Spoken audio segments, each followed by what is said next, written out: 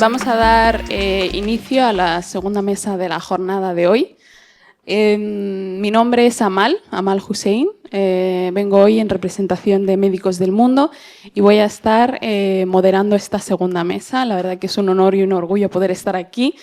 Y antes de dar inicio a la mesa, me gustaría destacar algunas cosas que han tenido lugar en la anterior mesa y así por lo menos damos inicio y continuidad a por qué estamos aquí en esta jornada hoy día 6 de febrero, ¿no?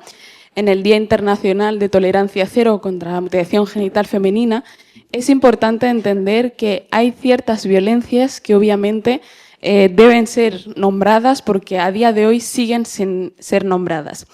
La ministra antes había sacado un tema bastante interesante y es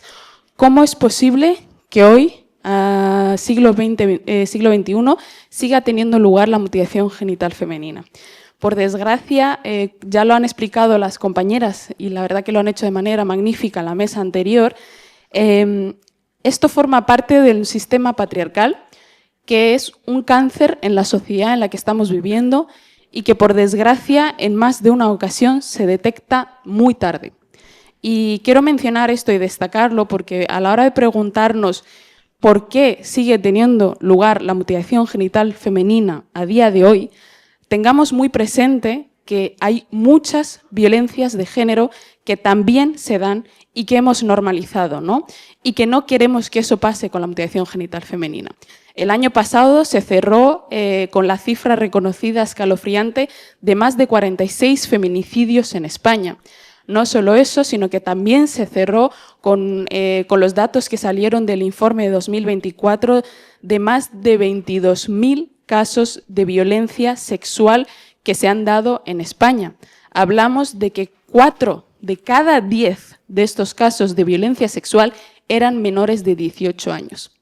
Esto está pasando en nuestra sociedad. Entonces, cuando escuchamos los datos de la mutilación genital femenina, recordemos y tengamos presentes que también forma parte de esa violencia y ese atentado directo contra los derechos de las niñas y las mujeres que, por desgracia, vivimos todos los días, ¿no? Aquí, en esta segunda mesa, titulada Garantizar derechos en la práctica, estrategias para fortalecer la atención integral en el abordaje de la mutilación genital femenina, cuento con 3 ponentes que la verdad que me hace muchísima ilusión poder moderarlas después de todo este tiempo de trabajo juntas, de conocerlas y conocer su recorrido. Voy a empezar introduciendo y dando el espacio a Laura García, que viene en representación hoy de la organización Save a Girl, Save a Generation. Ella, con tan solo 24 años, licenciada en Relaciones Internacionales, Sociología, experta en desarrollo, se incorporó a la organización de Save a Girl, Save a Generation hace apenas 2 años y en ese tiempo ya se han notado grandes resultados, ya que lo que ha hecho es coordinar uno de los proyectos que ha estado liderando la organización llamada Pivot. Este proyecto ha sido financiado por la Comisión Europea y se encuentra en un proceso de coordinación de proyectos de investigación en el Ministerio de Asuntos Sociales y otros Erasmus. También es interesante saber que gracias a ella también se ha trabajado con diferentes grupos de jóvenes y ha estado al pie de cañón en todos los eventos por la visibilización de la mutilación genital femenina. Laura, te doy la palabra. Sí, se me oye, vale. Bueno, muchas gracias por este espacio, a Amal por moderar y a todas mis compis de mesa y a la gente que está aquí. Gracias por regalarnos también vuestro tiempo. Bueno, en esta mesa se van a hablar de varias reivindicaciones y aprovechando que mi compañera Amal ha dado varios datos sobre la violencia de género, la reivindicación que yo voy a tratar es sobre la producción de datos y el registro de casos de mutilación genital femenina. Como sabemos, en la Ley 10/2022 o la Ley de Libertad Sexual se establece pues, que se deberían de llevar a cabo más estudios, encuestas y que se deberían generar y producir más datos. También que se va a promover desde esa ley una mayor investigación sobre las violencias sexuales, entre ellas la mutilación genital femenina. A día de hoy, con lo que nos encontramos las compañeras y la red, es con una falta de datos robustos y de datos sistematizados en torno a la mutilación genital femenina, con lo que detectamos esa necesidad y desde la red proponemos que se genere un mejor registro de casos y producción de datos más estandarizados y que haya una manera clara de recolectar esos datos. Nosotras, dada esta falta de base de datos, solemos partir de estimaciones, que lo que hacen al final es que partamos de un punto de vista ya sesgado y que parte demasiado desde la aproximación y no desde una aproximación de verdad a la realidad que nos encontramos a diario. Por ello, pasando un poquillo a medidas concretas y a explicaros un poco lo que hemos detectado, nosotras proponemos sobre todo que, para empezar, se realice una investigación biomédica que parta desde el punto de vista de las violencias. También proponemos que se haga un registro de datos,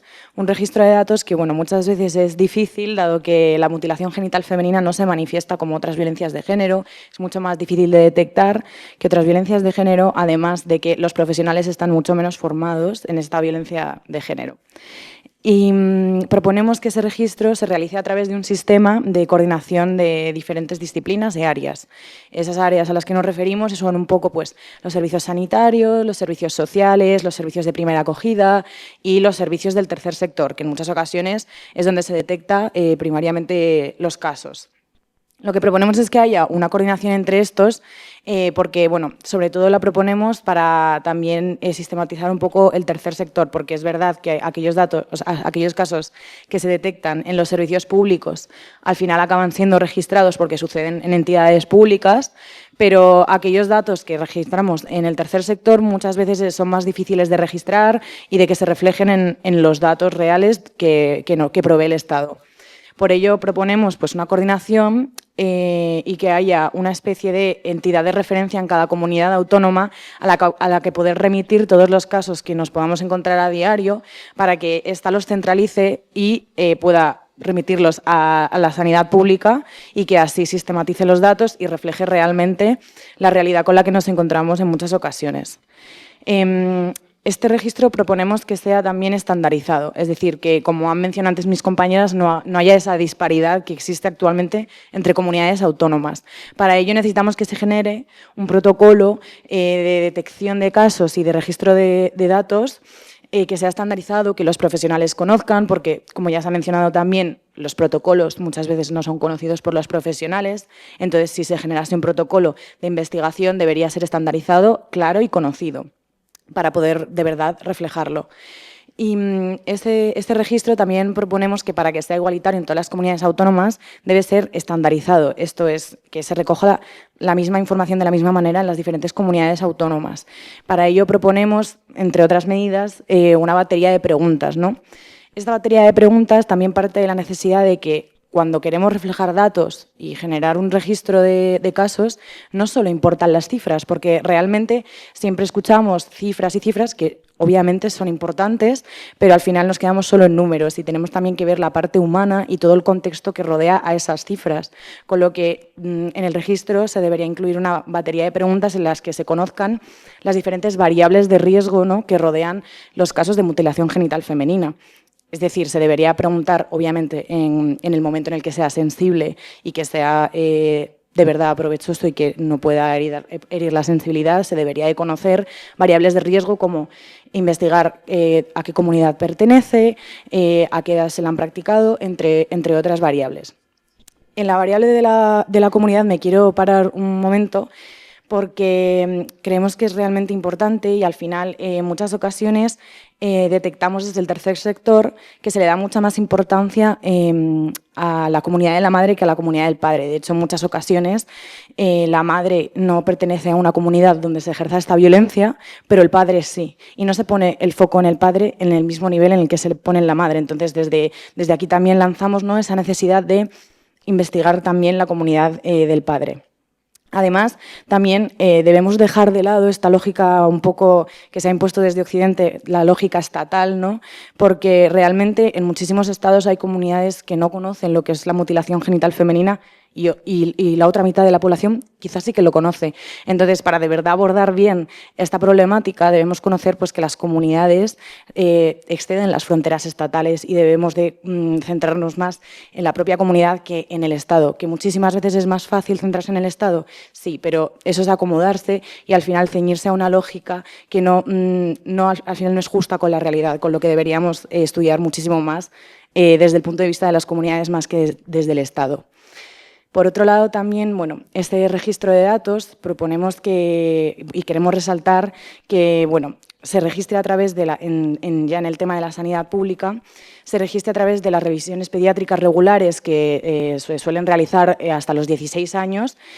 pero que de verdad no dependa del médico, porque nos hemos encontrado en muchísimas ocasiones que hay médicos que sí que revisan que estén los órganos genitales sanos, pero en muchos otros casos ni siquiera se molestan en revisar los órganos genitales, con lo que debemos proponernos como reto, como sociedad, el implantar esa necesidad y que no dependa del médico esa revisión, sino que sea sistemática, que de verdad se realicen todas las revisiones regulares a las personas de los 0 a los 16 años y no solo quedarnos ahí. En muchas ocasiones,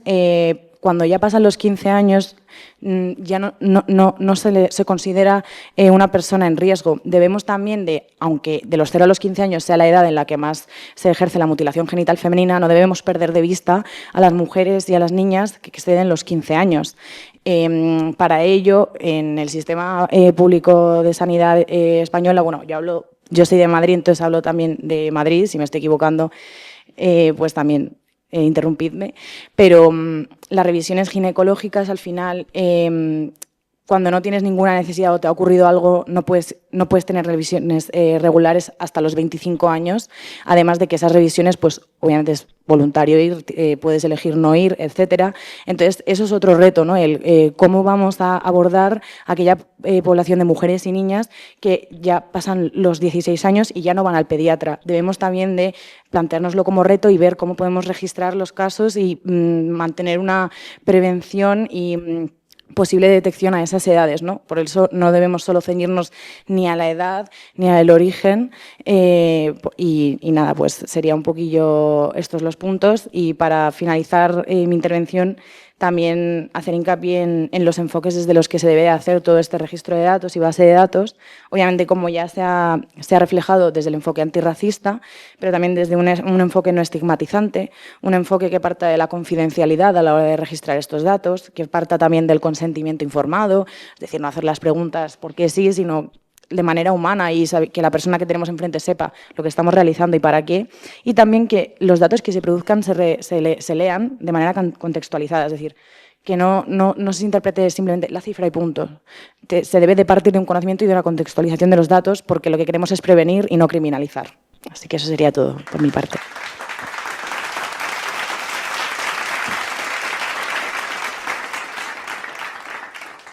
Muchísimas gracias, Laura. La verdad que aquí hay uno de los temas que también conversamos mucho y debatimos en los espacios en los que nos dedicamos a la hora de abordar la mutilación genital femenina es precisamente la falta de datos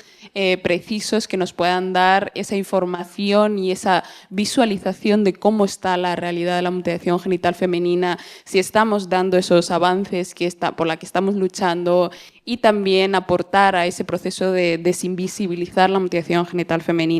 Algunas cosas que has destacado que me han parecido la verdad que muy interesantes han sido la parte de tener en cuenta en este proceso de investigación la recogida de las barreras a las que se enfrenta, ¿no? El proceso de investigación, y esas barreras también se hacen a través de reconociendo esas asociaciones y todo ese tejido de todas las comunidades, ¿no? Porque aparte de ese trabajo de coordinación interinstitucional también está el contar con las organizaciones que están en las diferentes comunidades autónomas y que llevan mucho tiempo trabajando y que en la anterior mesa además se ha mencionado muy bien, y es profesionalizarlas y tener en cuenta esa profesionalización de esas expertas que trabajan y legitimar ese trabajo de esas asociaciones y esas organizaciones, ¿no? Y luego también me ha gustado muchísimo el proceso que has dicho de estandarizar de manera clara todos estos datos que estamos haciendo a la hora de llevar a cabo esas investigaciones. Y también me ha llamado mucho la atención, y es algo que creo que incluso en el feminismo no occidental se aborda mucho, y son las diferentes barreras en la atención sanitaria que reciben las mujeres, sean de donde sean, y entre ellas son esas barreras, por ejemplo, en los procesos ginecológicos, ¿no? Muchas mujeres, por diferentes motivos, ya han reconocido que no suelen ir a las atenciones ginecológicas por las diferentes violencias, por sentirse vulnerabilizadas, por sentir que el punto de mira se encuentran en ellas. Y también destacar que en alguna de las atenciones recientemente me contaba una compañera que en el acompañamiento, cuando llegó por fin a la atención ginecológica, le dijo: ¿y qué quieres que hagamos aquí si ya te han mutilado, ¿no? Y eso fue una respuesta directa que recibió de un profesional sanitario, ¿no? Entonces, estas formas de visibilizar todas estas situaciones y esas realidades en datos, creo que es algo muy clave y algo muy importante a la hora de luchar contra la mutilación genital femenina y además garantizar los procesos en la atención pediátrica, ¿no? Y también creo que ha sido muy, muy clave cambiar el foco y también poner a los hombres en la mira, ¿no? Porque muchas veces en la atención es una mujer de una comunidad afectada, saltan las alarmas, pero ¿y ese hombre, el padre, por ejemplo, de esa criatura, si es de una comunidad afectada? La mutilación genital femenina, lo digo y lo voy a decir muchas veces en esta mesa, forma parte de un proceso patriarcal. Es decir, tenemos que poner el foco también en esos hombres, ¿no? Muchas gracias por destacarlo, la verdad. Ahora voy a dar paso a una compañera también de activismo, ¿no? Y una gran luchadora que admiro mucho también, que es Estela Ogumba, de la asociación Golden Heart Helping Hands. Thank you very much. Ella viene aquí para abordar la importancia, que muchas veces habla de ello, de garantizar la presencia de la mediación intercultural especializada en los diferentes recursos de atención, ¿no? Ella misma, cuando he hablado con ella y le he pedido un poco que se presente, me decía orgullosamente: soy una mujer activista nigeriana que vive en Madrid, ¿no? Que es superviviente de la mutilación genital femenina, del matrimonio forzado y de las diferentes violencias que se ha enfrentado y que le han permitido transformar todo ese dolor en una voz para otras mujeres y acompañarlas en esos procesos con la cual se ha sentido identificada. Pero también es mucho más que eso, es modelo, es cantante, es fundadora de Golden Heart Helping Hands.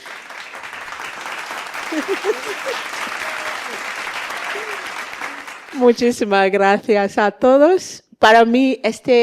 sentar aquí es un honor y lo siento porque muchas veces yo pido perdón porque mi español no es bien, ¿vale? Y como no juntar o meter algo donde quiere meter, dejar un poquito, ayúdame a meterla, como mi español no es tan buena. Pero sí, estoy siguiendo todos los días a aprender. Gracias a todos y gracias a Mar, gracias a mi compis y todos los que están aquí. Y muchísimas gracias a la ministeria que acaba de salir para venir hoy y que este Día Internacional de Cero Mutilación Genital Femenina. Cuando me toca profesionalización de mediadoras intercultural, yo dije qué guay. Porque este papel sí. Muchos años la mayoría de mediadoras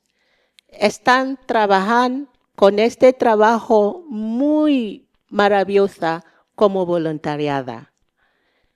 Y ha pasado años y años y nadie reconoce lo que hacen estas mujeres porque no son profesionales. Yo tenía una oportunidad el año pasado sentar en una ola una mujer que ha hecho un trabajo bueno, pero es como siguiendo diciendo las mujeres que están trabajando todos los años como los trabajos que ha hecho esta mujer es no valorar por nada, porque no tenía este papel de profesionalismo, como que no tenía títulos, la trabajo no valorar para nada. Por eso que estoy aquí para decir sí, es importante profesionalizar el trabajo que hacen los mediadores interculturales, porque ellos no es solo siempre traducir un idioma, no, son canales para llegar a los comunitarios, son agentes que todos los días pasando, a veces que contar la historia que es muy doloroso, pero como es el trabajo que ha dedicado, va a aguantar muchas cosas para que pueda siguiendo acompañar en una mujer que está en esta situación de mutilación genital femenina. Como yo dije, sí, profesionalización, para profesionalizar mediación intercultural, las instituciones dejar a muchos, ¿cómo se llama? Muchos, they have to leave a lot of unnecessary applies, como lo que no es necesaria, como una mujer necesita estudiar, tenía un nivel de estudio para que pueda empezar este trabajo. No, porque la mayoría de mediadoras tienen una experiencia maravillosa porque es parte de su vida. Es parte de su vida. Tú estás traduciendo su vida para ayudar a otra persona. Por eso que yo dice, es muy importante para profesionalizar el trabajo que hacen muchas mujeres o muchas mediadoras interculturales. Porque siguiendo luego vamos a contar más cosas. Gracias.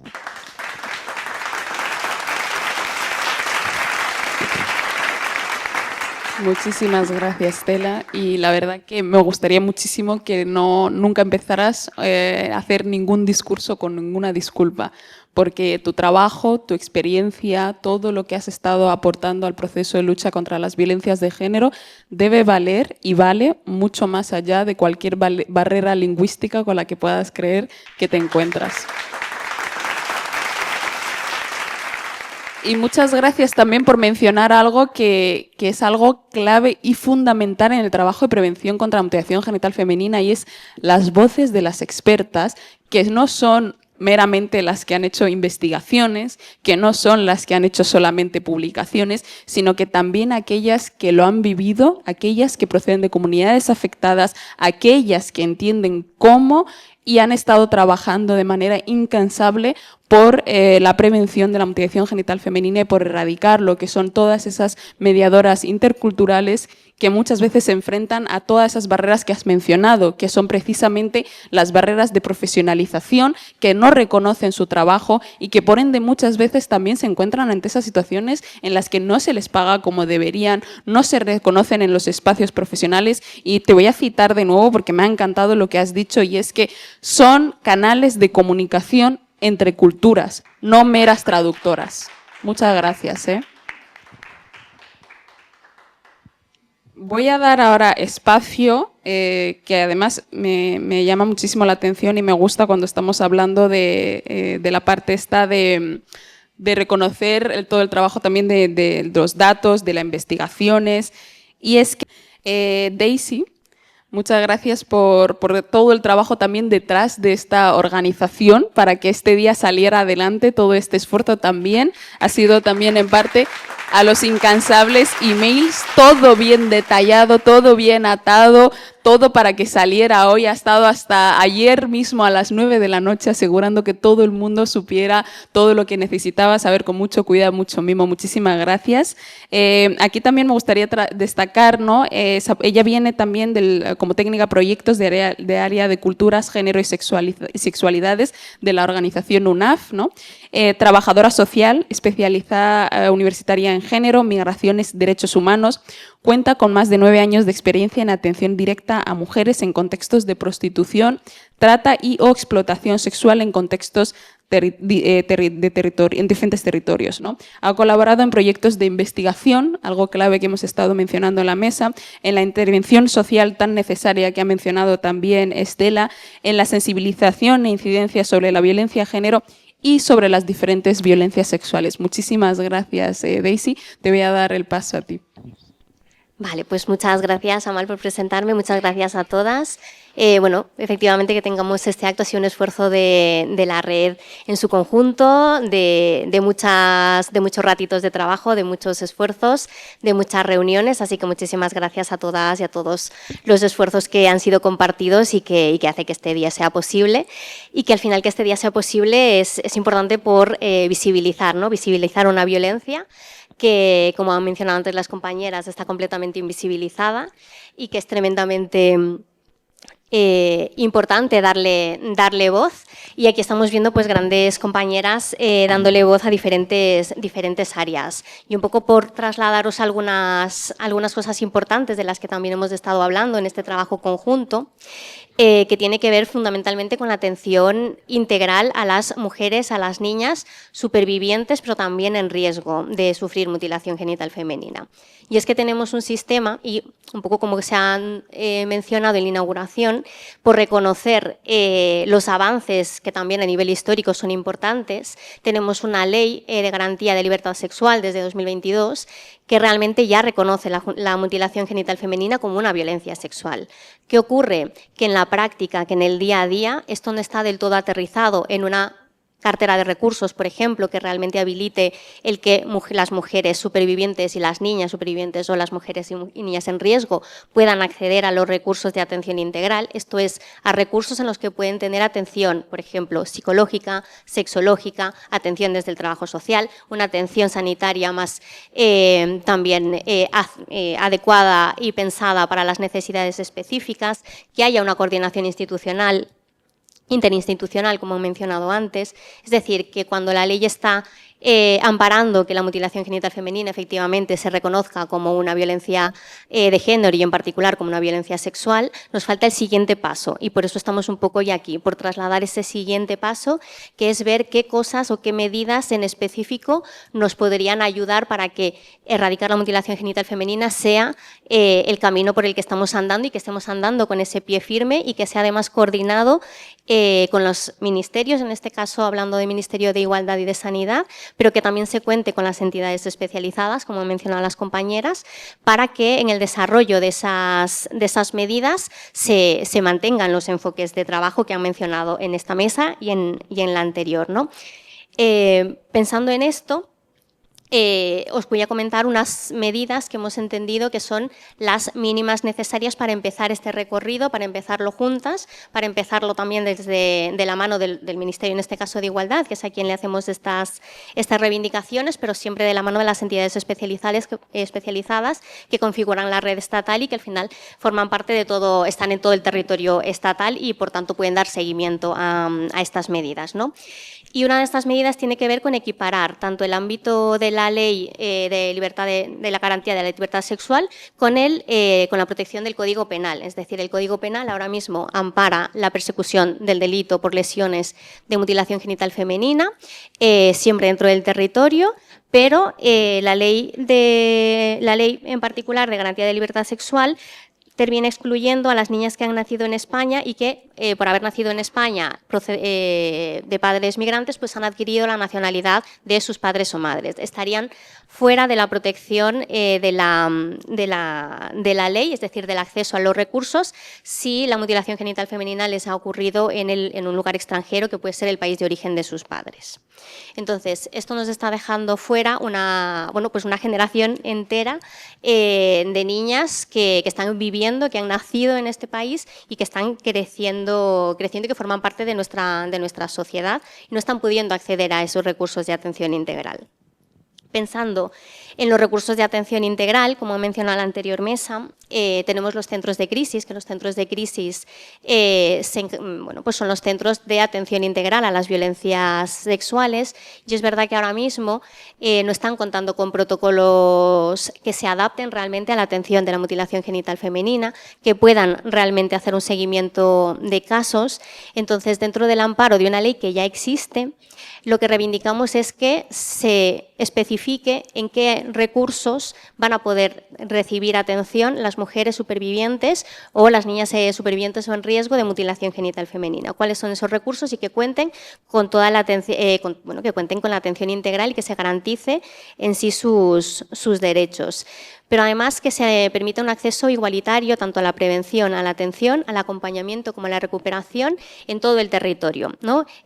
Hablábamos antes de las diferencias entre las comunidades autónomas. Unas comunidades autónomas tienen una ampliación en el reconocimiento de derechos y en la garantía, no así todas, y esto hace que en función del lugar en el que vivas, pues efectivamente puedas tener la suerte de acceder a unos recursos o a otros. Esto no garantiza los derechos de las supervivientes. Sin embargo, si se estandariza, como antes han comentado las compañeras, esta serie de recursos desde el amparo de la propia normativa que ya existe, podemos garantizar de esta manera que todas las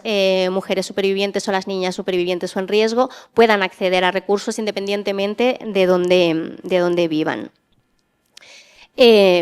Claro, cuando se generan estos recursos o esta cartera de servicios tan necesarias, no nos podemos olvidar de la formación a profesionales, es decir, que todas las profesionales que están interviniendo con mujeres supervivientes o que están en riesgo de mutilación genital femenina, pues tengan garantizada también la formación, una formación especializada, que se cuente de la mano de las entidades especializadas para trasladar en esa formación los enfoques de trabajo, que nuevamente son los enfoques de género, de interseccionalidad, antirracista, enfoques que son importantes y que son necesarios y que se hacen urgentes de aplicarlos en la intervención directa y en el día a día.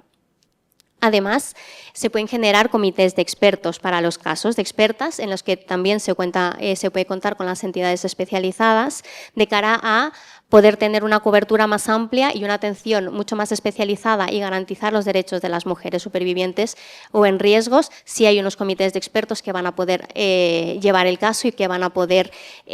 también complementar la información que sea necesaria y que pueda ser también prudente y culturalmente situada. Desde la Red Libres de Mutilación Genital Femenina hemos estado trabajando en una serie de medidas que de hecho tendréis en vuestras carpetitas a nivel informativo y hoy queríamos destacaros principalmente estas, que no significa que sean las únicas, sino que son las que hemos detectado como más inmediatas y que son más necesarias y que tenemos que empezar ya, pero la realidad es que esto es una carrera de fondo y tenemos como un camino por empezar, que sería el de hoy, el de estas medidas, pero que a continuación pues nos quedan otros retos y es nuevamente una carrera de fondo en la que estamos de todas las entidades pues completamente metidas. Así que bueno, muchísimas gracias por estar hoy.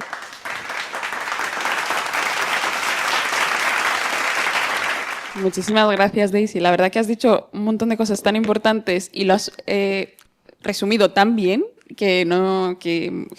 me queda poco que decir, la verdad. Muchísimas gracias. Has mencionado una serie de medidas que la verdad que están todas recogidas, tenéis acceso a ellas en las carpetas, que estaría muy bien tenerlas en cuenta. Me ha gustado muchísimo la parte de todo ha girado en torno a garantizar el acceso a los recursos de manera integral para todas, ¿no? Tanto las niñas que podrían estar en riesgo como para las supervivientes. La parte de equiparar la ley de libertad sexual con el Código Penal, también tenerlo en cuenta. Pero para todo esto, clave lo que ha mencionado, ¿no? Contar con esos comités de expertas que ya existen, como ya he mencionado, por ejemplo, a través de la organización de Libres, en la que conforman un grupo de mujeres, un grupo de activistas, tanto de hombres y mujeres expertas y especializadas en mutilación genital femenina, contar con estas personas para poder contribuir también a la generación de medidas más eficaces y eficientes como la que se están trabajando ahora, ¿no? Luego también algo que ha salido en la mesa anterior y que ha vuelto a salir aquí es la importancia y la necesidad de garantizar formaciones especializadas para que todos los equipos profesionales tengan esto, ¿no?, en cuenta. Y luego también que vivimos en un Estado de Derecho y para eso debemos garantizar ese acceso a derecho, ¿no? Una de las cosas que además están en los contenidos es la importancia de pasar de la intención a la acción, y para eso es clave el reconocer todos estos derechos que existen y estandarizarlo de manera estatal y que no sea una cuestión de privilegios de una comunidad autónoma a otra, ¿no? Y luego has mencionado algo también clave, que es el limbo en la que se encuentran muchas niñas que por haber nacido en España y haber obtenido la nacionalidad española pasan totalmente desapercibidas, no se les da las garantías que deberían tener legales, no tienen ese acceso a esa oferta de recursos que deberían tener acceso, y eso es algo muy importante. Luego también has mencionado la importancia de también seguir mejorando esos centros de crisis para que haya protocolos claros en cuanto a la atención que podrían recibir las niñas en riesgo de mutilación genital femenina, igual que las supervivientes. Muchísimas gracias por la mesa de hoy. Me gustaría recoger algunos puntos que han salido también en la mesa anterior antes de hacer un pequeño cierre. Si queréis mencionar algo antes de esto. No, vale. Voy a mencionar algunos puntos que me llamaron bastante la atención, que estaba antes sentada de la mesa anterior, ya que estamos de cierre. En la mesa anterior que hemos contado con Asha, de Sebagal, hemos contado con Ana de Guanahuaque y hemos contado con la ministra Ana Redondo también, han destacado algunos puntos clave, ¿no?, que han sido, por ejemplo, la importancia de seguir alzando la voz, y la ministra misma decía, tenemos que gritar alto y claro para que eso no se escuche a la hora de abordar la mutilación genital femenina, tener en cuenta que para todas nosotras el futuro es nuestro y por tanto nos pertenece, y esto es algo indiscutible, ¿no? Por otro lado, también se ha destacado en la mesa la importancia de contar con ellos, esos hombres, que es clave en los procesos de prevención de la mutilación genital femenina y cualquier otra forma de violencia de género. Asha Ismail también nos ha destacado la parte de tener en cuenta que todo proceso a la hora de hablar y reivindicar los derechos debe estar acompañado de la legislación, y sin embargo hemos visto que las leyes son muy recientes cuando abordamos de mutilación genital femenina, y esto se debe a que hace poco es cuando hemos empezado a ver resultados de todo ese trabajo de todas las activistas que han estado haciendo un trabajo y una labor extraordinaria durante los últimos años, ¿no? Algo también importante que me ha llamado la atención de la mesa anterior es que se ha mencionado que la mutilación genital femenina no tiene color, no tiene país, no tiene etnia, no tiene religión, que todas nosotras nos afecta por igual porque es un ataque directo a nuestros derechos sexuales y reproductivos como mujeres, ¿no? Algo que también muy importante que ha destacado en la mesa anterior ha sido la parte de la atención integral a la hora de abordar el abordaje de la atención en la sanidad, ¿no? En la sanidad, por ejemplo, no solamente es esa parte medicalizada en el proceso de abordaje, sino esa parte de acompañamiento de la mediación intercultural, que aquí también se ha comentado, que Estela has mencionado muy bien, que debe ser integral, ¿no? Para eso necesitamos tener en cuenta las perspectivas culturales y cómo podemos meter todas estas visiones en el abordaje, ¿no? Luego también Mariama ha detectado y ha comentado algunas de las carencias a la hora de la prevención y abordaje integral de la mutilación genital femenina, y es que no podemos contar con personal especializado en mutilación genital femenina y dejarlas a un lado cada vez que queremos combatir la mutilación genital femenina, y ese lenguaje y esas formas con perspectiva racistas que hemos detectado durante años del sistema deben ponerse fin, y para eso, como bien lo ha mencionado, es importante una perspectiva antirracista, una perspectiva interseccional que tenga en cuenta que el racismo forma parte del proceso de lucha contra la mutilación genital femenina, porque si no lo tenemos en cuenta, caeremos en lo mismo de siempre y en tener en cuenta que las mujeres supervivientes no son personas que desconozcan el mundo, no son personas a las que debamos decirles lo que tienen que hacer, son personas que forman parte de esta sociedad, que están contribuyendo a eliminar la mutilación genital femenina, que tienen voz, que tienen voto y que deberían estar en la mesa en los procesos de toma de decisiones, ¿no? Nerea nos ha destacado también que a través de la organización de Libres hay más de 26 entidades integradas en la que lo conforman no solamente organizaciones, sino también personas especializadas. Y esto que has mencionado muy bien, Daisy, del comité, aquí lo tenemos. En esta mesa se encuentran personas especializadas que deben trabajar y están trabajando en la prevención de la mutilación genital femenina y por ende se les debería reconocer todos los aportes que están haciendo de manera continuada y en esta labor, ¿no? Y la importancia de tener datos, o sea, yo creo que esto es algo que también ha surgido y deberíamos tener en cuenta que en todos los procesos sin datos no podemos hacer una investigación acorde a las necesidades de las supervivientes y acorde a las medidas que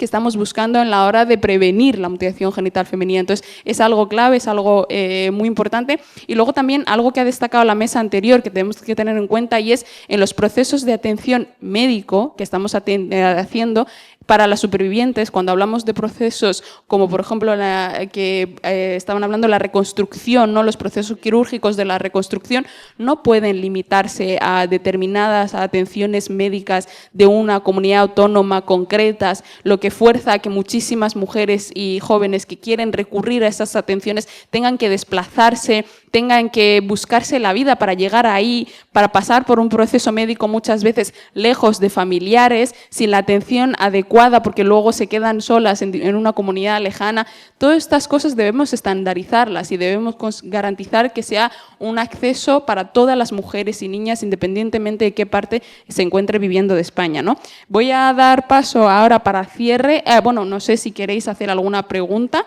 pero antes de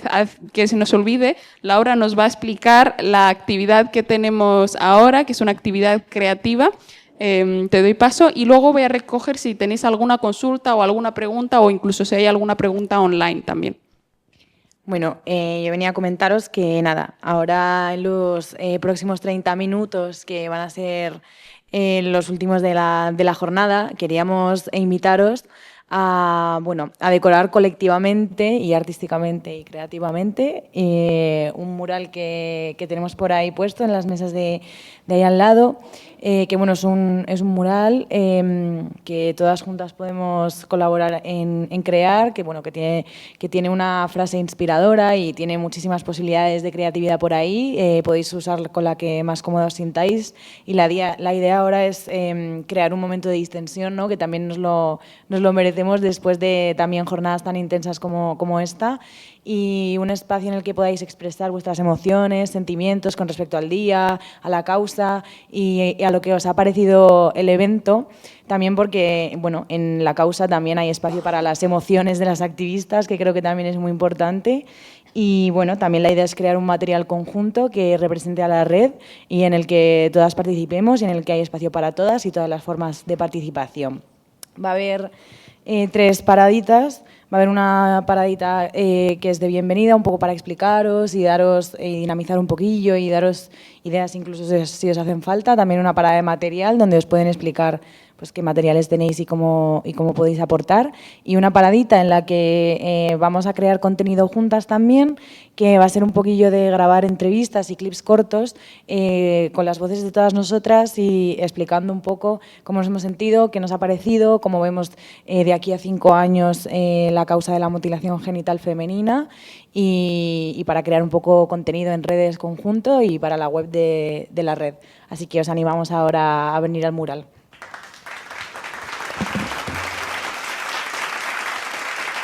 Muchísimas gracias. ¿Tenéis alguna consulta, alguna pregunta que queráis hacer? Si no, recordar que también tenemos el espacio distendido luego para conversar, pero por si acaso quedase alguna pregunta que aclarar. No. Vale, se ve que habéis sido extraordinarias, lo habéis dejado todo muy claro, muy conciso. E igualmente os animamos, para quien no lo conociera, pues acceder también a la plataforma de la Red Libres para acceder a todos los recursos, a todas las medidas y a todos los recursos dispuestos ahí también. Muchísimas gracias por la mesa de hoy, por la jornada, y también muchas gracias a UNAF por la organización del evento y a todas las que lo han estado integrando y durante todos estos meses contribuyendo para que este día tuviera lugar. Muchas gracias.